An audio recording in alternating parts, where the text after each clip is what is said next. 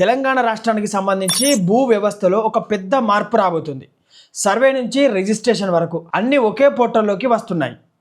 కొత్తగా వచ్చినటువంటి భూభారతి సిస్టమ్ వల్ల ప్రజలకు లాభమా నష్టమా అనే విషయం గురించి ఒక్క క్లిక్తోనే భూమి యొక్క వివరాలు, భూమి యొక్క హిస్టరీ మొత్తం తెలుసుకోవచ్చంటే మీరు నమ్ముతారా?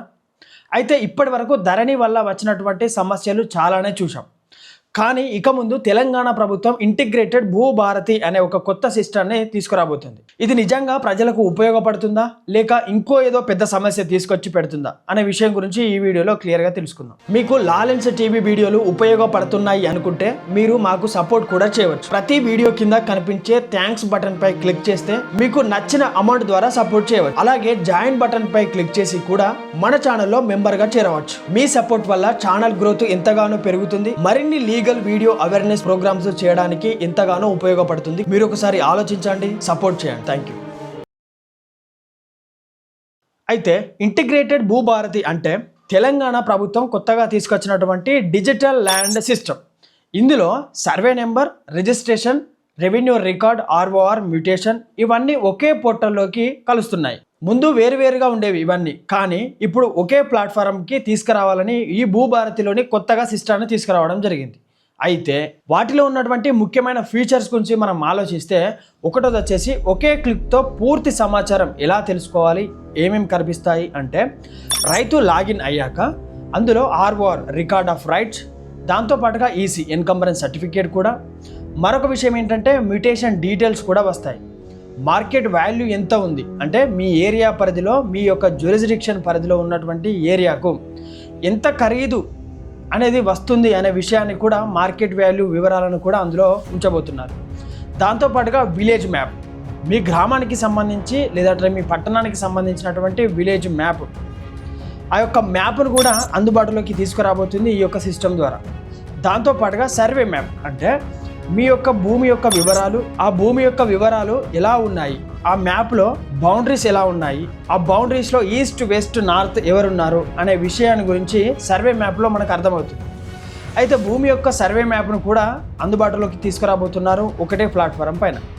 అయితే ఇవన్నీ ఒకేసారి కనిపిస్తాయి. ఏంటంటే ROR record of rights, EC encumbrance certificate, mutation సంబంధించినటువంటి డీటెయిల్స్, మార్కెట్ యొక్క value, village map, survey map, ఈ అన్ని విషయాలు కూడా ఒకే పోర్టల్లో, ఒకే స్థానంలో, ఒకే ప్లేస్లో దొరికే అవకాశం ఉంది మనం ఈ యొక్క సిస్టమ్ తీసుకొచ్చిన తర్వాత. రెండో విషయానికి వస్తే భూ ఆధార్ అంటే ల్యాండ్కి సంబంధించి ఆధార్. ప్రతి ల్యాండ్కి ఒక యూనిక్ నెంబర్ ఇస్తారు. ఇది ఆధార్లా పనిచేస్తుంది. అంటే మనం మనుషులం ఎట్లా అయితే ఆధార్ అనేది తీసుకున్నామో సేమ్ భూమికి కూడా ఒక సర్వే నెంబర్కి ఒక ఆధార్ నెంబర్ అనేది ఇవ్వడం జరుగుతుంది. దాన్నే భూ ఆధార్ అంటారు. దీనివల్ల డూప్లికేట్స్ రికార్డ్స్ అనేవి తగ్గుతాయని వారు ఆలోచించి ఈ యొక్క భూ ఆధార్ అనేది తీసుకురావడం జరిగింది. దాంతోపాటుగా ఫ్రాడ్ ఛాన్స్ అనేది తగ్గే అవకాశం ఉంటుంది. అంటే మోసపూరితంగా రిజిస్ట్రేషన్లు చేయడం కానీ, మోసపూరితంగా లోన్ తీసుకోవడం కానీ, ఇవన్నీ ఫ్రాడ్ ఇలా చాలా మంది చేస్తున్నారని చెప్పి ఒకే ఆధార్ నెంబర్ని తీసుకురావడానికి ప్రయత్నిస్తున్నారు ప్రతి సర్వే నెంబర్ పైన. మూడో విషయానికి వస్తే రిజిస్ట్రేషన్ సమయంలో సర్వే మ్యాప్ మ్యాండేటరీ. ఎందుకోసం అంటే ఇంతవరకు ఒక పెద్ద సమస్యగా ఉండేది, భూమి ఎక్కడ ఉందో క్లియర్గా తెలిసేది కాదు. ఎందుకంటే లొకేషన్, సర్వే నెంబర్, మ్యాప్తో మాత్రమే మనకు భూమి ఎక్కడ ఉంది అనేది పర్టికులర్గా అర్థమవుతుంది. కానీ ఇప్పుడు రిజిస్ట్రేషన్ చేసేటప్పుడు సర్వే మ్యాప్ అటాచ్ అనేది తప్పనిసరిగా చేసింది ప్రభుత్వం ఈ యొక్క సిస్టమ్ ద్వారా.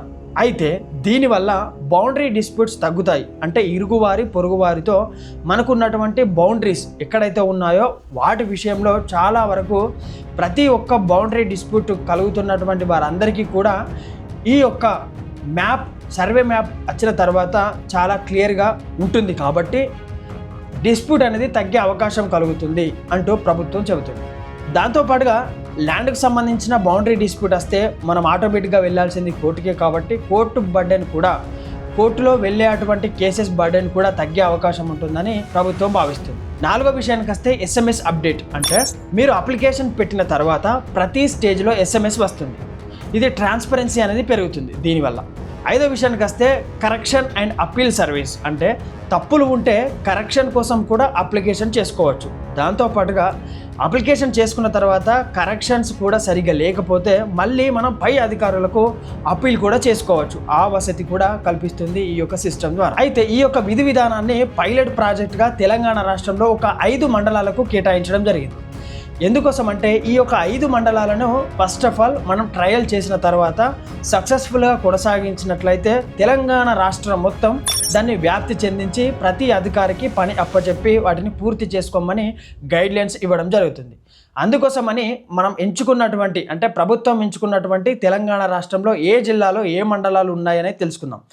ఫస్ట్ వన్ వచ్చేసి కోస్గి. ఈ కోస్గి మండలం అనేది నారాయణపేట జిల్లాలో ఉంది. రెండో విషయానికి వస్తే ఆమనగల్ అనేది రంగారెడ్డి జిల్లాకు సంబంధించినటువంటి మండలం. మూడో విషయానికి వస్తే వట్పల్లి అనే ఒక మండలం సంగారెడ్డి జిల్లాలో ఉంది. నాలుగో విషయానికి వస్తే కుసుమంచ అనే మండలం ఖమ్మం జిల్లాలో ఉంది. దాంతోపాటుగా భద్రాద్రి కొత్తగూడెం జిల్లాకు సంబంధించి అశ్వారావుపేట మండలంలో ఈ యొక్క పైలట్ ప్రాజెక్టుగా ఇప్పుడు ఏవైతే మనం చెప్పుకున్నామో 5 మండలాల్లో ఫస్ట్ ఆఫ్ ఆల్ పైలట్ ప్రాజెక్టుగా ఈ ప్రాజెక్టును మొదలు పెట్టబోతున్నారు. ఇక్కడ కోస్గి నారాయణపేట జిల్లా, ఆమనగల్ రంగారెడ్డి జిల్లా, వట్పల్లి సంగారెడ్డి జిల్లా, కుసుమంచ ఖమ్మం జిల్లా, అశ్వారావుపేట భద్రాద్రి కొత్తగూడెం జిల్లా. ఈ 5 మండలాల్లో ప్రత్యేకంగా ఫస్ట్ ఆఫ్ ఆల్ ఈ యొక్క నిర్వహించబోతున్నారు ఈ యొక్క కార్యక్రమాన్ని. ఈ కార్యక్రమం నిర్వహించిన తర్వాత ఈ 5 మండలాల్లో కంప్లీట్గా సక్సెస్ఫుల్గా కంప్లీట్ అయిన తర్వాత తెలంగాణ రాష్ట్రంలో ఉన్నటువంటి ప్రతి జిల్లాకు, ప్రతి మండలానికి, ప్రతి గ్రామానికి ఈ యొక్క ప్రాజెక్ట్ అనేది విస్తరిస్తుంది. అయితే ఇది ఎందుకు ముఖ్యమంటే ధరణి పోర్టల్ వల్ల వచ్చినటువంటి ప్రాబ్లమ్స్ వల్ల wrong entries, survey miss match, registration issue. ఇప్పుడు ఇవన్నిటికీ ఫిక్స్ చేయడం కోసం కొత్త సిస్టాన్ని తీసుకురాబోతుంది ప్రభుత్వం. మనం ఈ విషయం గురించి కంక్లూజన్లో మాట్లాడుకుంటే మొత్తం మీద కొత్తగా వస్తున్నటువంటి ఇంటిగ్రేటెడ్ భూభారతి పోర్టల్ తెలంగాణ భూ వ్యవస్థలో ఒక పెద్ద మార్పు తీసుకురాబోతుందని మనం చెప్పుకోవచ్చు.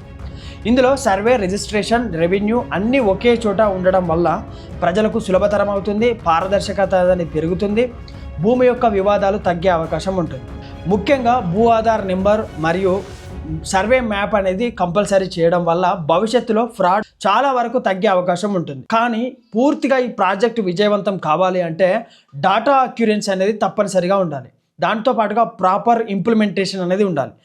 దాంతోపాటుగా ఫీల్డ్ లెవెల్లో ఆఫీసర్స్ కూడా జాగ్రత్తగా పనిచేయాలి. ఇవన్నీ ముఖ్యంగా ప్రభుత్వం చూసుకున్నట్లయితే ఈ యొక్క పైలట్ ప్రాజెక్ట్ అనేది తప్పకుండా సక్సెస్ఫుల్ అవుతుంది. ఈ కొత్త భూభారతి సిస్టమ్ నిజంగా ప్రజలకు న్యాయం చేస్తుందా లేక ధరణిలానే సమస్యలు తెచ్చిపెడుతుందా? అది పూర్తిగా అమలైన తర్వాతనే మనకు తెలుస్తుంది. ఈ పైలట్ ప్రాజెక్ట్ అనేది 5 మండలాలలో పూర్తయిన తర్వాత రాష్ట్రం మొత్తం వ్యాపించిన తర్వాత సక్సెస్ఫుల్గా కంప్లీట్ అయితే మాత్రమే మనం కంప్లీట్ అయిందని చెప్పుకోవచ్చు. ఇప్పటి వరకు ఈ వీడియోలో ఇంటిగ్రేటెడ్ భూభారతి సిస్టమ్ తీసుకురాబోతుంది అని మాట్లాడుకున్నాం కదా. ల్యాండ్కి సంబంధించినటువంటి డీటెయిల్స్, దాంతోపాటుగా కోర్టు కేసులు, మిగతా లా అవేర్నెస్ వీడియోలన్నీ కూడా ఒక్కొక్కటిగా మన లా లెన్స్ టీవీలో ప్రచురణ కాబోతున్నాయి. మరో కొత్త వీడియోతో మళ్ళీ కలుస్తాను. నేను మీ కొంగంటి రాజు ఫ్రమ్ లా లెన్స్ టీవీ నుండి. Thank you.